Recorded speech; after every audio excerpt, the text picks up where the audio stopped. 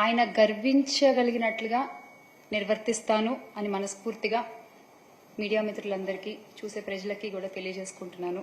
అలాగే ఇది నా మొట్టమొదటి మీడియా సమావేశం.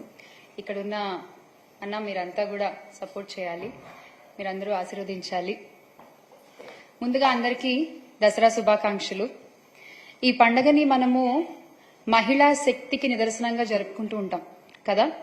కానీ గత కొన్ని నెలలుగా రాష్ట్రంలో జరుగుతున్నటువంటి సంఘటనలు చూస్తుంటే అసలు మహిళలకి ఏం గౌరవం దక్కుతోంది ఈ రాష్ట్రంలో అనే ప్రశ్న మొదలైంది నాలో. మహిళలు, చిన్నారులు, బాలికలు ప్రతి ఒక్కళ్ల మీద హత్యలు, అత్యాచారాలు అసలు ఇవి నిత్యకృత్యం అయిపోయాయని చెప్పుకోవచ్చు. ఒక మహిళ హోంమంత్రిగా ఉన్న ఈ రాష్ట్రంలో ఏ వైపు నుంచి మహిళలపై దాడులు జరుగుతాయో తెలియని పరిస్థితి. వీధికొకళ్ళు అసలు పేట్రెగిపోతున్నారంతే. నిజంగా మాట్లాడాలి అంటే వాళ్ళని ఏమని సంబోధించాలో నాకు అర్థం కావట్లేదు. కానీ వయసుతో సంబంధం లేదు, ఆడవాళ్ళైతే చాలు అన్నట్లుగా ప్రవర్తిస్తున్నారు. ఇంత జరుగుతున్నా కూడా చంద్రబాబు నాయుడు గారికి, కూటమి ప్రభుత్వానికి చీమ కుట్టినట్లయినా లేదు. అధికారంలోకి వచ్చి 4 నెలలైంది. ఈ 4 నెలల్లో కూడా ఎన్ని సంఘటనలు. అసలు నాకు అర్థం కాని విషయం ఏంటంటే వీళ్ళకి ఇంత ధైర్యం ఎక్కడి నుంచి వస్తుందో నాకు అర్థం కావట్లా. అంటే పైన ఉన్నది మనవాళ్లే, ఏం జరిగినా చూసుకుంటారు అనేటువంటి ఒక ధైర్యమా, మనన్నేవాడు అడుగుతాడ్రే అనేటువంటి ఒక ధీమానా ఏంటి అసలు? ఇక మన డిప్యూటీ సీఎం గారి ఇలాకాలో జానీలైతే తెగ పేట్రేగిపోతున్నారండి, తెగ. ఈ రోజు కూడా న్యూస్ మీరు చూసుకున్నట్లయితే దళిత బాలికపై, 16 ఏళ్ల బాలికపై దుర్గాడ జానీ అనేటువంటి వ్యక్తి అసలంటే ఊరి శివార్లకి తీసుకెళ్లి ఆటోలో ఎక్కించుకుని ఒక మహిళని కాపలాగా పెట్టి ఆ అమ్మాయి మీద అత్యాచారం చేయడం. ఆయనెవరు? ఈ దుర్గాడ జానీ అనే వ్యక్తి ఆ తెలుగుదేశం పార్టీ పట్టణ అధ్యక్షురాలి భర్త, విజయలక్ష్మి గారు ఆవిడ పేరు. ఆవిడ భర్త, ఆవిడ మాజీ కౌన్సిలర్ కూడా. అంటే ఈ తెలుగుదేశం పార్టీ నాయకులే ఇలాంటి ఘటనలో ఇన్వాల్వ్ అవ్వడం వల్ల పోలీసులు కూడా ధైర్యంగా కేసులు నమోదు చేయలేకపోతున్నారు. ఈ సంఘటనలో కూడా, ఈ దుర్గాడ జానీ సంఘటనలో కూడా డంప్ యార్డ్ లో ప్లాస్టిక్ బాటిల్ ఏరుకునేటువంటి వ్యక్తి పట్టుకుని రెడ్ హ్యాండెడ్ గా పోలీసులకు అప్పచెప్తే అప్పుడు కూడా వాళ్ళు కేసు నమోదు చేయలేదండి. ఆ దుర్గాడ జానీ అనేటువంటి వ్యక్తిని కాపాడడానికే ప్రయత్నం చేశారు. ఇక బాలిక కుటుంబ సభ్యులు పోలీసులపై ఒత్తిడి తీసుకొస్తే ఇక తప్పక వాళ్ళు కేసుని నమోదు చేశారు. ఇది లేటెస్ట్.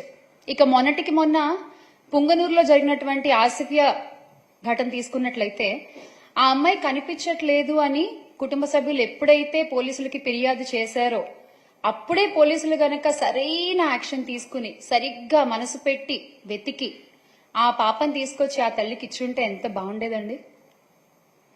5-6 రోజుల కాలం గడిపేశారు పట్టించుకోకుండా. చివరికి ఆ పాప చచ్చిపోయి కనిపించింది. ఆ తల్లి పడేటువంటి ఆ కడుపు కోత ఎలా ఉంటుందో ఒక తల్లిగా నేను అర్థం చేసుకోగలను. అంటే ఏం లేదు, చిన్న బాధ. ముందే ఒక్క అడుగు ముందే ఉంటే పోయిందేంటి, ఏముంది, ఒక తల్లి కూతురు కలిసేవాళ్లు కదా అనేటువంటి ఒక బాధ, అంతే, అంతకంటే ఏం లేదు. ఎప్పుడైతే ఇందులో ఇంకో గొప్ప విషయం ఏంటంటే ఎప్పుడైతే జగన్మోహన్ రెడ్డి గారు ఆ బాధితురాలి కుటుంబాన్ని పరామర్శించడానికి నేను వెళ్తున్నాను అని చెప్పారో అప్పటి వరకు ఎవ్వరూ స్పందించలేదు, అప్పటి వరకు ఎవ్వరూ పట్టించుకోలేదు. కానీ హుటాహుటిన అక్కడికి 3 మంత్రులు దిగిపోయారండి.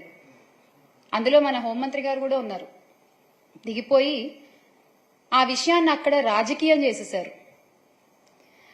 అంటే మీకు 4-5 రోజులు ఆ పాప సంగతి గుర్తులేదు, మీకు 4-5 రోజులు ఆ తల్లిదండ్రుల వేదన గుర్తు రాలేదు.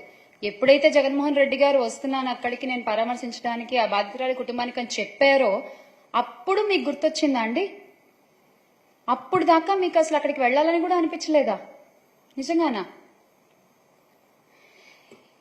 ఏదేమైనా ఆ ఆసిఫియా అయితే ఈ లోకం నుంచి వెళ్లిపోయింది. చాలా చాలా బాధాకరమైన విషయం ఇది. ఆ తల్లికి, అమ్మ ఎస్, మేమందరం ఉన్నాం మీకు, మీరు అధైర్యపడద్దు. ఇదే ఆసిఫియా సంగతి. ఇక తర్వాత పోలీస్ అధికారులు గురించి మనం మాట్లాడుకుంటున్నాం. పోలీసులు ఏం కేసులు నమోదు చేయట్లేదు, పోలీసులు తెలుగుదేశం పార్టీ నాయకుల్ని కాపాడడానికి ప్రయత్నం చేస్తున్నారు అని చెప్పి మాట్లాడుకుంటున్నాం. కానీ పాపం వాళ్ళు మాత్రం ఏం చేస్తారులేండి, వాళ్ళ కుటుంబాలకే రక్షణ లేదు. వాళ్ళ కుటుంబాలకే రక్షణ లేదు ఈ రోజున రాష్ట్రంలో. సిఐ ధర్మవరంలో 1 టౌన్ సిఐ నాగేంద్ర ప్రసాద్ గారు వాళ్ళ అమ్మగారు, 62 ఏళ్లు ఆవిడికి, స్వర్ణకుమారి గారు ఆవిడ పేరు, ఆవిడని కిడ్నాప్ చేశారు. 9 రోజులైనా సరే ఎటువంటి యాక్షన్ తీసుకోలేదు. 9 రోజులైనా వెతికే ప్రయత్నం చేయలేదు. కనీసం ఆవిడ ఎక్కడుంది మినిమం అయినా పట్టించుకోవాలి కదండి. అలా ఏమీ పట్టించుకోకుండా వదిలేశారు. ఏమైంది? చివరికి ఆమె హత్యకు గురైంది. పోలీసుల కుటుంబాలకే రక్షణ లేకపోతే ఇక మిగతా వాళ్ల పరిస్థితి ఏంటి ఈ రాష్ట్రంలో? ఏంటి మిగతా వాళ్ల పరిస్థితి? రాష్ట్ర ప్రభుత్వము పోలీస్ వ్యవస్థకు వారి అసమర్థతకు గుర్తుగా ఇంకొక సంఘటన కూడా మనం చెప్పుకోవాలి. ఇక్కడ నంద్యాల జిల్లా మచ్చుమర్రి ఉదంతం మీ అందరికీ బాగా తెలిసే ఉంటుంది. మచ్చుమర్రికి చెందిన వాసంతి అనే 5వ తరగతి విద్యార్థినిపై జూలై 7న కొందరు ఆ అమ్మాయిని అపహరించుకుపోయారు. ఆ తర్వాత ఆ అమ్మాయిని అత్యాచారం చేసి వాళ్ళ కుటుంబీకులు పోలీసుల్ని కాపాడమని అడిగితే, కంప్లైంట్ చేయమని అడిగితే, ఆ కంప్లైంట్ ఏదో తూతు మంత్రంగా అలా నోట్ చేసుకుని వాళ్ళకేదో కథ చెప్పారు. అత్యాచారం చేసి కృష్ణానదిలో పడేశారు అని చెప్పేసి చేతులు దులిపేసుకున్నారు. ఆ తర్వాత ఆ అక్యూజ్డ్ సంబంధించిన కుటుంబానికి సంబంధించిన ఎవరో ఒకరిని లాకప్ డెత్ చేసి కేసుని డైవర్ట్ చేసే ప్రయత్నం చేశారు తప్ప ఈ రోజుకి కూడా ఆ బాడీ ఏమైంది ఎవరికి తెలియదు. ఆ కుటుంబానికి ఆ అమ్మాయి బాడీ అందలేదు. ప్రభుత్వం నుంచి ఆ కుటుంబానికి ఎటువంటి న్యాయమూ జరగలేదు. ఏంటండి మహిళలకు మీరు ఇచ్చే గౌరవం? ఏంటండి చిన్నపిల్లల్ని మీరు కాపాడేటువంటి విధానం? ఇదా? మళ్ళీ గౌరవనీయులైన హోమ్ మినిస్టర్ గారు వంగలపూడి అనిత గారు ఒక మహిళ. ఇక కృష్ణా జిల్లా గుడ్లవల్లేరు ఇంజనీరింగ్ కాలేజ్ విషయం తీసుకుంటే 300 మంది అమ్మాయిలు రోడ్డెక్కి బాబు మా వీడియోలు అక్కడ ఉన్నాయి అని లబో దిబోమని మొత్తుకుంటున్నా కూడా గుట్టు చప్పుడు కాకుండా ఆ ఇష్యూని భలే మట్టు పెట్టేశారు అసలు. అంటే ఇమ్మీడియట్ గా హాలిడేస్ ఇచ్చేసి, ఇమ్మీడియట్ గా పిల్లల్ని వాళ్ళ ఇళ్లకు పంపించేసేసి, అసలు ఇక్కడ ఏం లేవు, అసలు ఇక్కడ ఏమి జరగలేదు. అరే కళ్ళ ముందు చెప్తున్నారు కదా ఆడపిల్లలందరూ వచ్చి, అది మీకు కనిపించట్లేదా? కావాలని చెప్తారా? సరదాగా చెప్తారా ఆడపిల్లలు ఇలాంటి విషయాల్లో? ఇంకొక ఇంట్రెస్టింగ్ విషయం ఏంటంటే ఇందులో లోకేష్ గారు కూడా అసలు ఇక్కడ కెమెరాలు ఉంటే చూపించాలి మీరు అని చెప్పి క్వశ్చన్ చేయడం అనేది చాలా, అసలు ఏమని సంబోధించాలో కూడా నాకు అర్థం కావట్లేదు. అది ఆయన ఒక గౌరవనీయ పదవిలో ఉండి ఆయన అసలు అలా మాట్లాడొచ్చా? ఎంత అండగా నిలబడాలండి ఆ అమ్మాయిలకైనా. కానీ ఆయన చేసిన పని ఏంటి? ఉన్నాయా కెమెరాలు? ఎక్కడున్నాయి? చూపించండి. ఇదా? మళ్ళీ మీ మంత్రి శాఖలో ఒక మహిళ ఒక గొప్ప పదవిలో ఉండడం, హోంమంత్రిగా.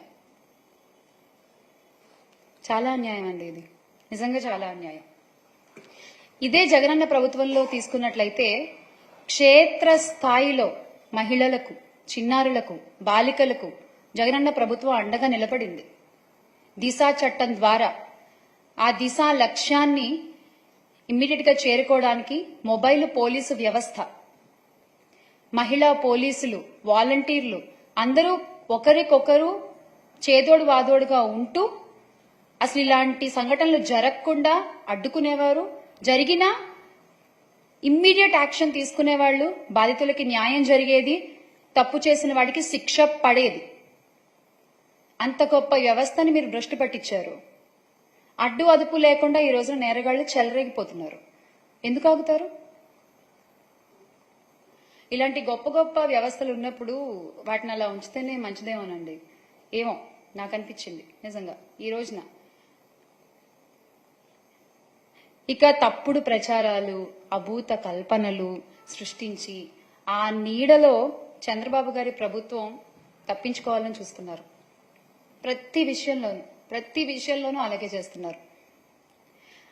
ఏమనుకుంటున్నారు? ఎవరు చూడట్లేదు అనుకుంటున్నారా? లేకపోతే చూసినా పట్టించుకోవట్లేదు అనుకుంటున్నారా?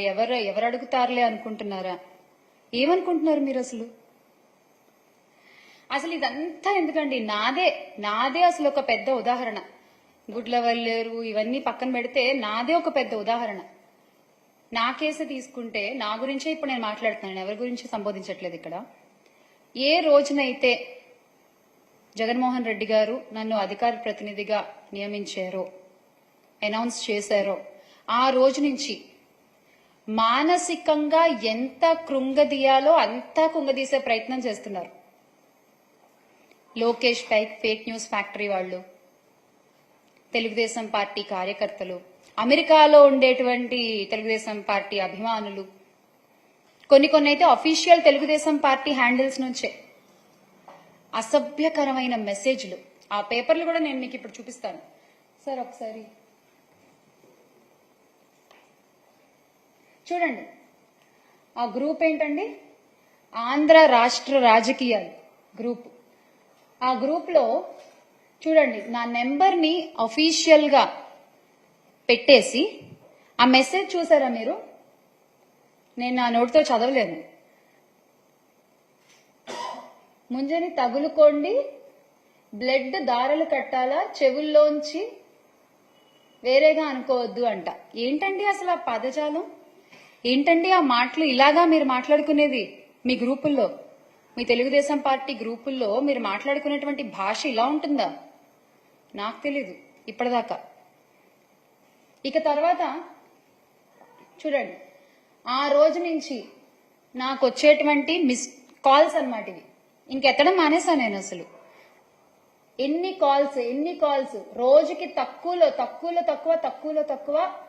900 కాల్స్ అండి. అది తక్కువ. ఈ ఐకమత్యం చక్కగా నేరాలు చేసిన వాళ్ళని పట్టుకోవడంలో చూపించుంటే ఒక్క అమ్మాయి కూడా బలయ్యేది కాదు, ఒక్క తల్లికి కూడా కడుపుకోతుండేది కాదు. నిజంగా నాకు అనిపించింది నేను మాట్లాడుతున్నా ఇవాళ. అలాగే చూడండి, అక్కడ మీరు చదవచ్చు, టెక్స్ట్ మెసేజ్లు అన్నమాట అవి. నాకు ఫోన్ ఎత్తవే, ఇంకా సైలెంట్ లో పెట్టేస్తాం కదా, ఫోన్ ఎత్తవే అంటూ మెసేజ్లు. ఇటుపక్క చూస్తే అసలు ఎవరో కూడా తెలియదు. మళ్ళీ అడ్వకేట్ అంట ఆయన, అదిగో చూడండి, జగదీష్ అడ్వకేట్ అంట. ఆ నెంబర్ కూడా చూడొచ్చు మీరు అక్కడ, 9441950333. డబ్బులు ఎంత తీసుకున్నావు, what happen to the amount, ఇది వాళ్ళు మాట్లాడేది. సార్ నెక్స్ట్ స్లైడ్కి వెళ్దా ప్లీజ్.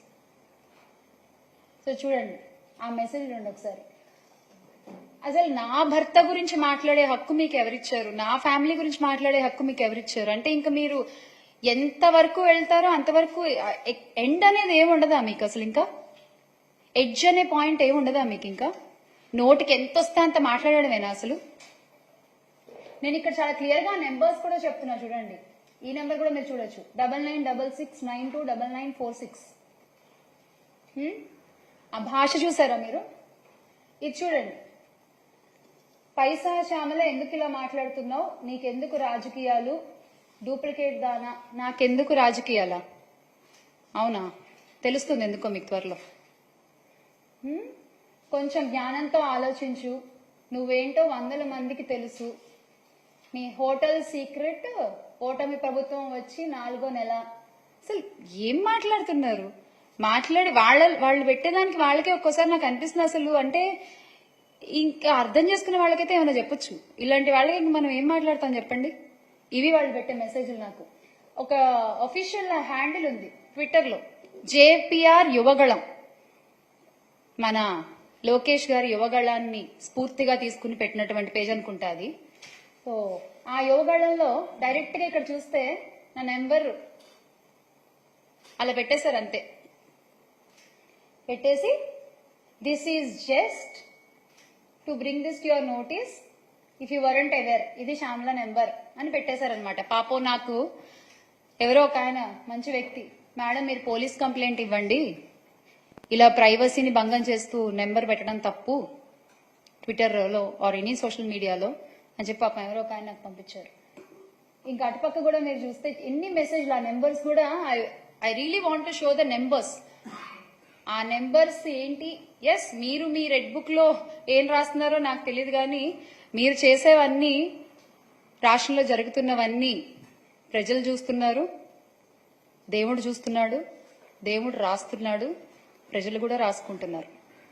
మీకు అన్నిటికీ సమాధానం చాలా త్వరలోనే దొరుకుతుంది.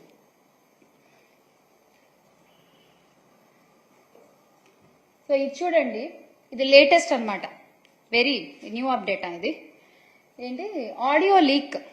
నేను అవంతి శ్రీనివాస్ గారితో నేను ఫోన్లో మాట్లాడిన ఆడియో లీక్. ఎంత ఫేక్ చేశారంటే పాపం, అంటే వాళ్ళకి నా గురించి సరిగ్గా తెలియదు అనుకుంటా, డీటెయిల్స్, పర్సనల్ డీటెయిల్స్ కొంచెం వర్కౌట్ చేసి చేయాల్సింది అదేదో.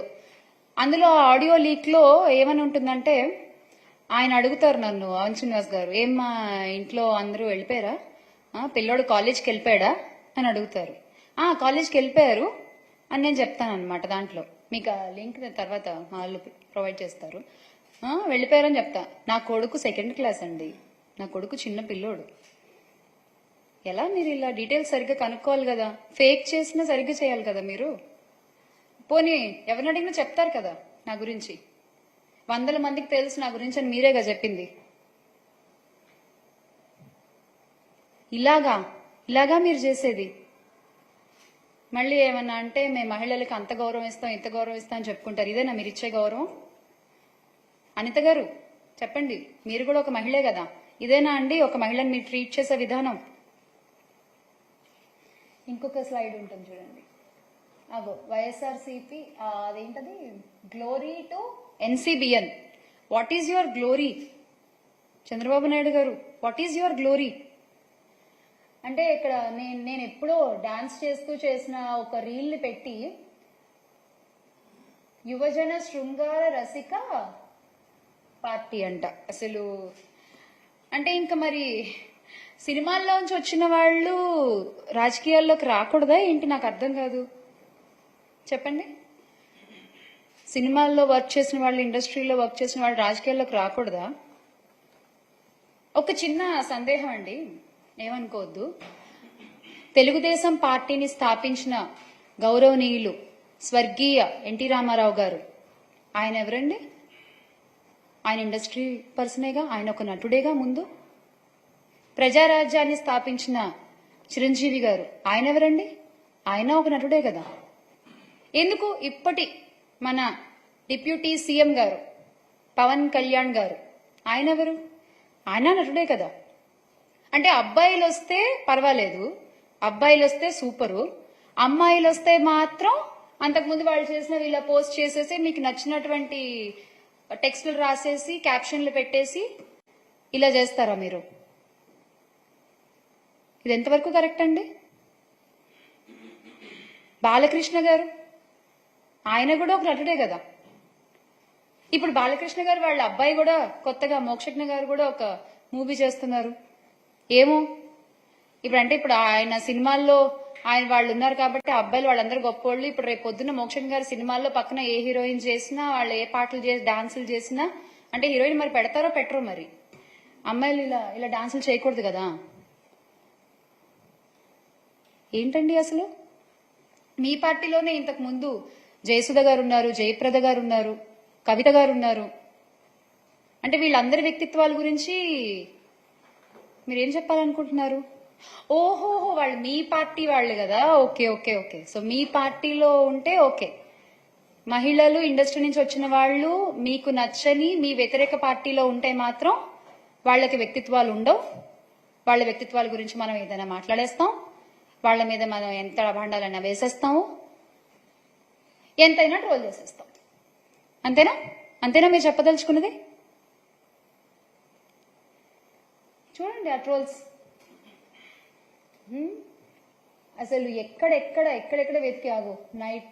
అసలు ప్రతిది అంటే ఇంకా మహిళ అనగానే ఇలా ట్రోల్ చేయడము మీకు అలవాటైపోయిందండి. బేసిక్గా అలవాటైపోయింది. అంటే ఇప్పటివరకు నా మీద కానీ ఆర్ రోజా గారి మీద కానీ మీరు చేస్తున్నటువంటి ట్రోల్స్ కానీ, మీరు అంటున్నటువంటి మాటలు కానీ, ఇవన్నీ ఏంటంటే చేసే వాళ్ళకి ధైర్యం, మనోళ్ళు ఉన్నారు చూసుకుంటారులే, అనేటువంటి ఒక ధైర్యం.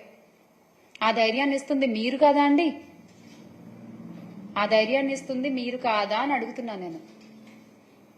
ఇలా ట్రోల్స్ చేసే వాళ్ళకైనా, ఇలా సైబర్ క్రైములు చేసే వాళ్ళకైనా, లేదా మహిళల మీద, బాలికల మీద, చిన్నారుల మీద ఇలా అత్యాచారాలు, అఘాయిత్యాలు చేసే వాళ్ళకైనా, హత్యలు చేసే వాళ్ళకైనా ధైర్యాలు ఇస్తోంది మీరు కాదా?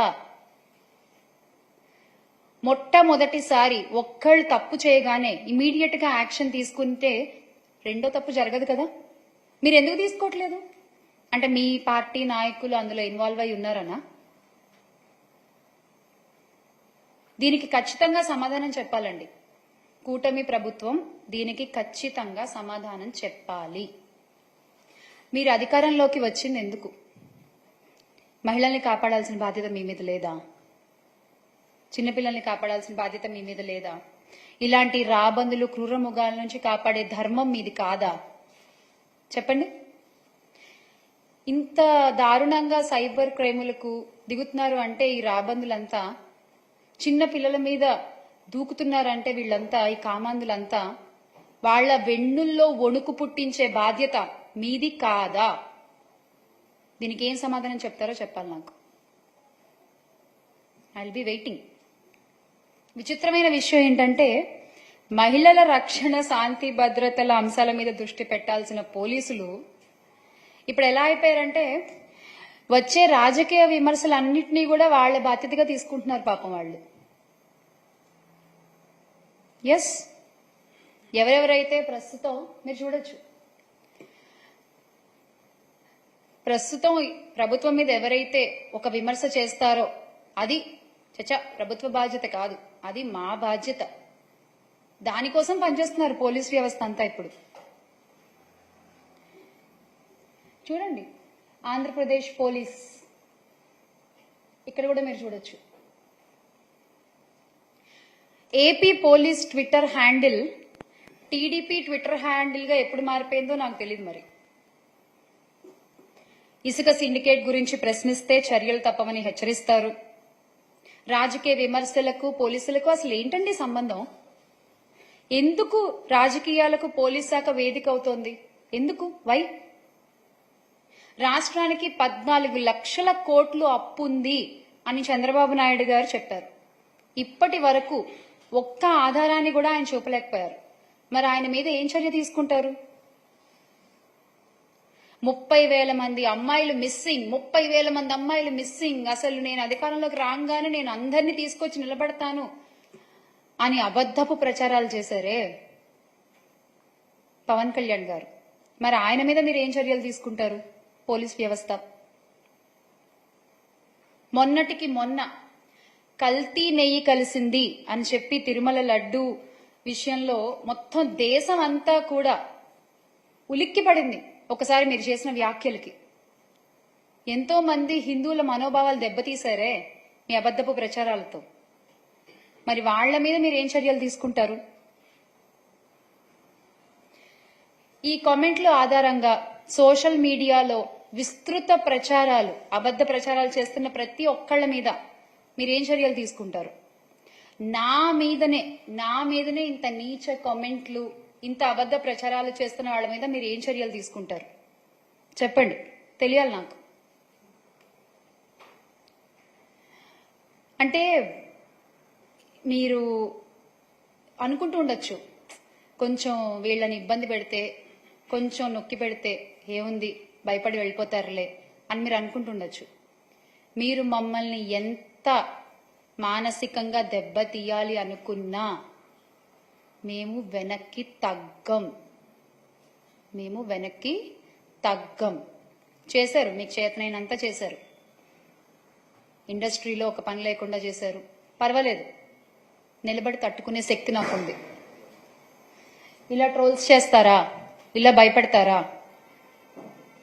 అడ్డుకునే ధైర్యం నాకుంది, నిలబడి పోరాడే ధైర్యం మాకుంది. మా పార్టీలో ఉన్న మహిళా నేతలపై మీరు ఎంత అసభ్యకరంగా మాట్లాడినా, మమ్మల్ని ఎంత కృంగదీయాలని చూసినా వెనకడుగు వేసే ప్రసక్తి లేదు. రాష్ట్రంలో మహిళలపై జరిగినటువంటి ఈ అత్యాచారాల్ని, అఘాయిత్యాలకి, హత్యలకి ఇవన్నీ పాల్పడుతున్న నిందితులపై మీరు కఠిన శిక్ష తీసుకోవాలి, ఖచ్చితమైన యాక్షన్ తీసుకోవాలి. ఆ నిందితులకి శిక్ష పడాలి. వైఎస్ఆర్సీపీ పార్టీ తరఫున చాలా గట్టిగా మా మహిళా నేతలందరి తరఫున ఈ రోజున మేము డిమాండ్ చేస్తున్నాం. రాష్ట్రంలో మహిళలపై జరిగినటువంటి అఘాయిత్యాలకి మీరేం సమాధానం చెప్తారు? We are demanding an answer. ఒకవేళ ఇదే గనక కొనసాగితే మాత్రం, ఇలాగే గనక జరుగుతుంటే మాత్రం ఓకే, పెద్ద ఎత్తున ఉద్యమించడానికి మేము రెడీ. ఖచ్చితంగా పెద్ద ఎత్తున ఉద్యమిస్తాము. మహిళలకి అండగా నిలబడుతుంది వైఎస్ఆర్సీపీ పార్టీ. ఎప్పుడు మేము అండగా నిలబడతాము. అసలైన మహిళా శక్తి ఏంటో అవసరం వచ్చినప్పుడు ఖచ్చితంగా మీకు చూపిస్తాం, మీరు ఇలాగే కొనసాగితే మాత్రం. జై హింద్. చేశామన్నా, తీసుకునేది ఎవరు? యాక్షన్ తీసుకునేది ఎవరు? వచ్చే 1000 కంప్లైంట్లలో ఇదొకటి. నేను ఒక్కదాన్నే కాదు కదన్నా సైబర్ క్రైమ్ బాధితురాలు. ఎంతమంది ఆడపిల్లలు లేరు? ఎంతమంది లేరు?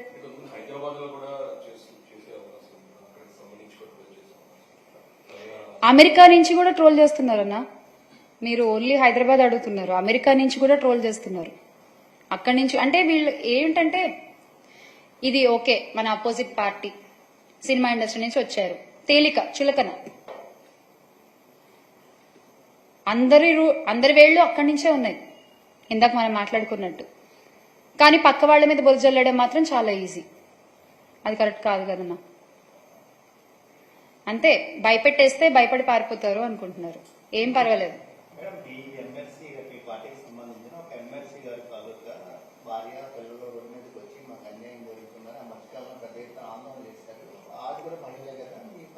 మహిళలు డెఫినెట్ గా ఎవరు బాధపడినా మా పార్టీ చూస్తూ ఊరుకోదన్నా. ఖచ్చితంగా ఎవరికి ఏ విధంగా న్యాయం చేయాలో ఆ విధంగా న్యాయం జరుగుతుంది, చేస్తారు.